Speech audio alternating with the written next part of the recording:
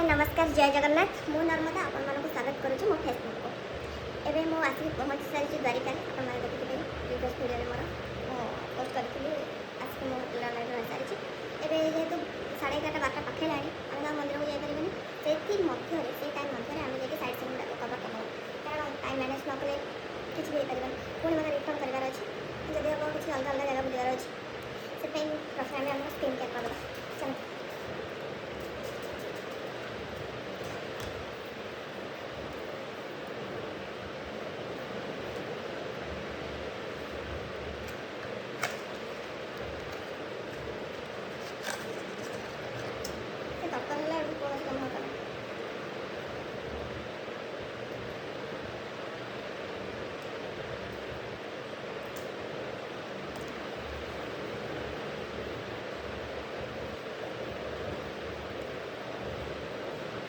ये थिला डटल फिर सेरम लाइक डटल फिर मसाला यूज करछ आपण मैंने भावुवे से क्लिपटा केमती अलग लगुच एटा केमती अलग लगुच कारण मो फोन में बहुत स्टोरेज फुल होगा से मुझे गोटे आउ गोटे मोबाइल रे वीडियो बनाऊँ कारण वीडियो तो मुझे बनवा अधारे स्टॉप कर पारि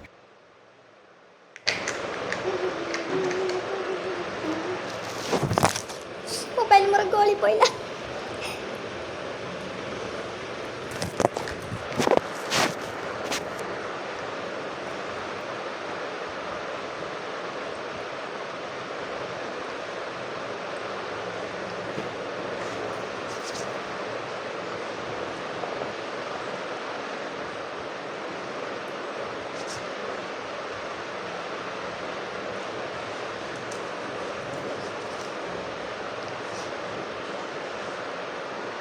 सनस्क्रीन बिना तो बाहर को बाहर ही है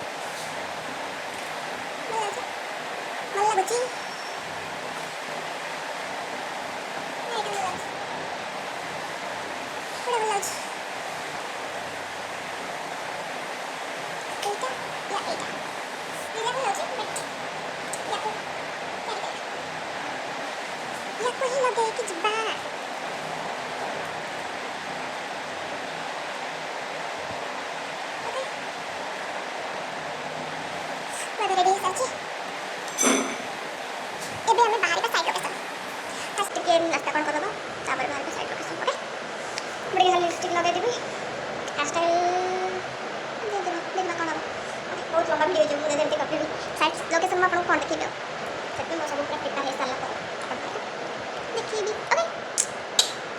ओके चलो तो जीवा कौन टिके जलखा कर लगा तापर साइड लोकेशन पाखे किसी हबनी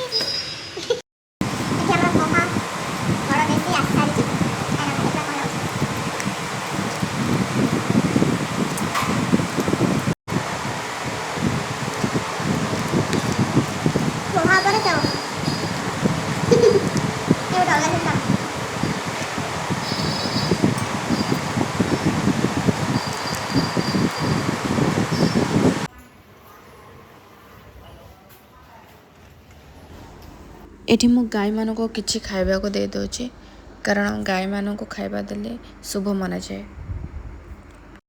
ସାଙ୍ଗମାନେ ମୁଁ ଆସିକି ପହଞ୍ଚି ସାରିଛି ନାଗେଶ୍ୱର ଜ୍ୟୋତିର୍ଲିଙ୍ଗ। ଇଏ ହେଉଛି ତା'ର ବାହାରର ଦୃଶ୍ୟ। ଚାଲନ୍ତୁ ଭିତରକୁ ଗଲେ ମୁଁ ଆପଣମାନଙ୍କୁ ଆପଣମାନଙ୍କୁ ଭିତରର କିଛି ଦୃଶ୍ୟ ଦେଖେଇବି। ଚାଲନ୍ତୁ ଆମେ ଏବେ ଭିତରକୁ ଯିବା। ଭିତରକୁ ଯାଇକରି ଠାକୁରଙ୍କ ବିଷୟରେ କିଛି ଜାଣିବା ଏବଂ ଜ୍ଞାନ ଆହରଣ କରିବା। ମନ୍ଦିର ଦେଖାଯାଉଛି। ନମସ୍କାର। 12ଟା ଜ୍ୟୋତିର୍ଲିଙ୍ଗ ମଧ୍ୟରୁ ଇଏ ହେଉଛି ଗୋଟେ ଜ୍ୟୋତିର୍ଲିଙ୍ଗ। ଇଏ ହେଉଛି ନାଗେଶ୍ୱର ଜ୍ୟୋତିର୍ଲିଙ୍ଗ। ସେପଟେ ଦେଖନ୍ତୁ ଶିବଙ୍କର ଗୋଟେ ମୂର୍ତ୍ତି ହେଇଛି। ଇଏ ଖାଲି ଠାକୁରଙ୍କ ଜ୍ୟୋତିର୍ଲିଙ୍ଗ ପାଇଁ ବୋଲି ପ୍ରସିଦ୍ଧ ନୁହେଁ, ଏହା ପାଇଁ ଗୋଟେ କାହାଣୀ ଅଛି ଠାକୁରଙ୍କର। ଏହାର ସ୍ୱତନ୍ତ୍ର ଗୋଟିଏ କାହାଣୀ ଅଛି। କାହାଣୀଟା ମୁଁ ଆପଣଙ୍କୁ ପରେ କହିବି, ଠାକୁର ଦର୍ଶନ ପରେ।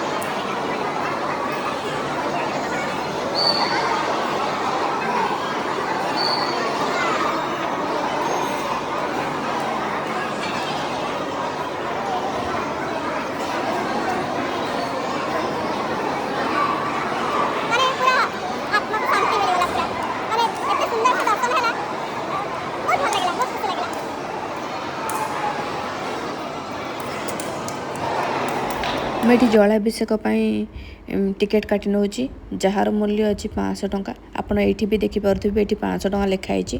ଆପଣମାନେ ଏଠି ଦେଖିପାରୁଥିବେ ଅଲଗା ଅଲଗା ପୂଜା ପାଇଁ ଅଲଗା ଅଲଗା ତାର ରେଟ୍ ଅଛି। ଯିଏ ଯେଉଁ ପୂଜା କରିବ ତାକୁ ସେଇ ପଇସା ସେଇ ଅନୁସାରେ ପଇସା ଦେବାକୁ ପଡ଼ିବ।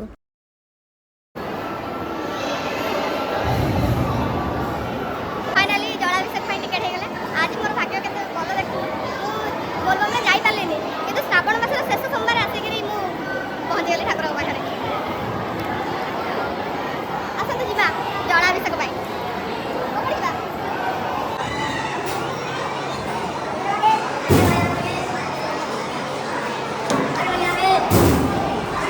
ଏଠି ମୁଁ ମୋର ଜଳାଭିଷେକ କରିବା ସହିତ ମୁଁ ଆପଣମାନଙ୍କୁ ଏଇ ଜ୍ୟୋତିର୍ଲିଙ୍ଗ ବିଷୟରେ କିଛି ମୁଁ ଯେତିକି ଜାଣିଛି ମୁଁ ଆପଣମାନଙ୍କୁ ସେୟାର କରିଦେବାକୁ ଚାହେଁ।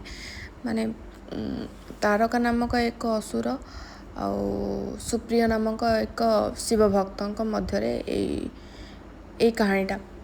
ଯେତେବେଳେ ତାରକା ନାମକ ଏକ ଅସୁର ସୁପ୍ରିୟ ଏବଂ ସୁପ୍ରିୟ ସହିତ ଅନ୍ୟ କିଛି ଲୋକକୁ ବନ୍ଦୀ କରି ନେଇଥିଲା, ସେତେବେଳେ ସୁପ୍ରିୟ ଶିବଙ୍କୁ, ଯେହେତୁ ସୁପ୍ରିୟ ଜଣେ ଶିବ ଭକ୍ତ ଥିଲେ, ସେ ଶିବଙ୍କୁ ଆରାଧନା କଲେ। ସେଠି ବନ୍ଦୀ ହେଇଥିବା ସମୟରେ ଓମ୍ ନମଃ ଶିବାୟ ଜପ କରିବା ସହିତ ସେମାନଙ୍କ ସହିତ ଯେଉଁମାନେ ବି ବନ୍ଦୀ ଥିଲେ ସେମାନଙ୍କୁ ବି ସେ କହିଲେ କି ତମେମାନେ ବି ଓମ୍ ନମଃ ଶିବାୟ ଜପ କର। ସମସ୍ତେ ମିଶିକି ଓମ୍ ନମଃ ଶିବାୟ ଜପ କଲା ପରେ ମହାପ୍ରଭୁ ତାଙ୍କ ଏତେ ସେ ଯେତେବେଳେ ଏତେ ଜପ କଲେ ଆଉ ମହାପ୍ରଭୁ ରହିପାରିଲେନି, ସେଠି ଆସିକି ପ୍ରକଟ ହେଲେ ଏବଂ ସେଇ ଦାନବ ଯିଏ ତାଙ୍କୁ ବନ୍ଦୀ କରିଥିଲେ ତାଙ୍କ ସହିତ ଲଢ଼େଇ କରିକି ସେମାନଙ୍କୁ ସେ ରକ୍ଷା କଲେ। ସେଥିପାଇଁ ସୁପ୍ରିୟ ଏବଂ ତାଙ୍କ ସହିତ ଯେଉଁମାନେ ବନ୍ଦୀ ଥିଲେ ସେଠି ଶିବଙ୍କୁ ପୂଜା କଲେ ଏବଂ ସେଇ ଜାଗାରେ ଜ୍ୟୋତିର୍ଲିଙ୍ଗ ଏଇ ନାଗେଶ୍ୱର ଜ୍ୟୋତିର୍ଲିଙ୍ଗ ନାମରେ ପରିଚିତ ହେଲା। ବାସ୍ ମୁଁ ଏତିକି ଜାଣିଛି, ମୁଁ ଏତିକି କହିଲି। ବଟ୍ ଆହୁରି ତା'ର କ'ଣ କାହାଣୀ ଥିବ। ଏଠି ଗୋଟେ 25 ଫିଟ୍ର ଗୋଟେ ବହୁତ ବଡ଼ ଶିବଲିଙ୍ଗ ଅଛି। ମୁଁ ଏଇ ବାହାରୁ ଗଲେ ଆପଣମାନଙ୍କୁ ସେଇଟା ଦେଖେଇବି। ଆଉ ସାଇଡ଼୍ରେ ବି ବହୁତ ଅଛି, ଶନିଙ୍କର ମନ୍ଦିର ଅଛି। ତାପରେ ଏଇଠି ସାଇଡ଼୍ରେ ବି ଅଛି ଗୋଟେ ଅଗ୍ନିକୁଣ୍ଡ, ସେଠି ବୋଧେ ହୋମ ହେରିକା କରାଯାଏ। ତାପରେ ଆହୁରି କେତେ କ'ଣ ଅଛି, ବଟ୍ ମୁଁ ଆପଣଙ୍କୁ ଯଦି ହେବ ଭିଡ଼ିଓ ମାଧ୍ୟମରେ ଦେଖେଇଦେବି। ଏଠି ମୁଁ ମୋର ଜଳାଭିଷେକ କରିସାରିଛି। ଏବେ ମୁଁ ମୁଣ୍ଡିଆ ମାରିକି ବାହାରକୁ ଆସିବି। ଆସିଲା ପରେ ସାଇଟ୍ର କିଛି ଭିଡ଼ିଓ ହେବ ଯଦି ମୁଁ ଆପଣଙ୍କୁ এই ମାଧ୍ୟମରେ ଦେଖାଇବା ପାଇଁ ଚେଷ୍ଟା କରିବି। ଯଦି ନହେଲା ମୁଁ ଆପଣମାନଙ୍କୁ ନେକ୍ସଟ ଭିଡ଼ିଓରେ ମୋର ଦେଖାଇବାକୁ ମୁଁ ଚେଷ୍ଟା କରିବି। ମୁଁ ଆଜି ବହୁତ ଖୁସି ମାନେ ବହୁତ ବହୁତ ବହୁତ ଖୁସି, କାରଣ 12 ଜ୍ୟୋତିର୍ଲିଙ୍ଗ ମଧ୍ୟରୁ ଇଏ ହେଉଛି ସେକେଣ୍ଡ ଜ୍ୟୋତିର୍ଲିଙ୍ଗ। ମୋର ଆଜି ସେଇ ସୌଭାଗ୍ୟ ଯେ ମୁଁ ଶ୍ରାବଣ ମାସ ପୁଣି ଲାଷ୍ଟ ସୋମବାର, ଯେହେତୁ ମୁଁ ଶ୍ରାବଣ ମାସରେ ପାଣି ଢାଳି ପାରିନି, ମୋର ଆଜି କେତେ ସୌଭାଗ୍ୟ ମୁଁ ଠାକୁରଙ୍କ ପାଖରେ ପାଣି ଢାଳୁଛି, ଜ୍ୟୋତିର୍ଲିଙ୍ଗ ସେ ପୁଣି। ୟାଠୁ ବଡ଼ ଭାଗ୍ୟର କଥା ଆଉ କ'ଣ ଅଛି ଭାଇ, ମୁଁ ଧନ୍ୟ ହେଇଗଲି।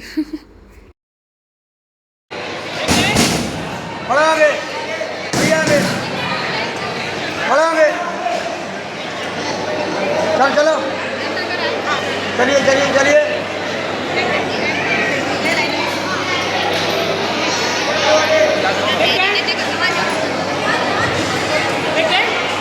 ମନ୍ଦିର ବାହାରର ଦୃଶ୍ୟ। ଏଠି ମାତା ପାର୍ବତୀ ଏବଂ ଗଣେଶ ଶିବ ଠାକୁର ଅଛନ୍ତି ଏବଂ ଝରଣା ଟାଇପ୍ର ହେଇଛି, ପାଣି ବହୁଛି।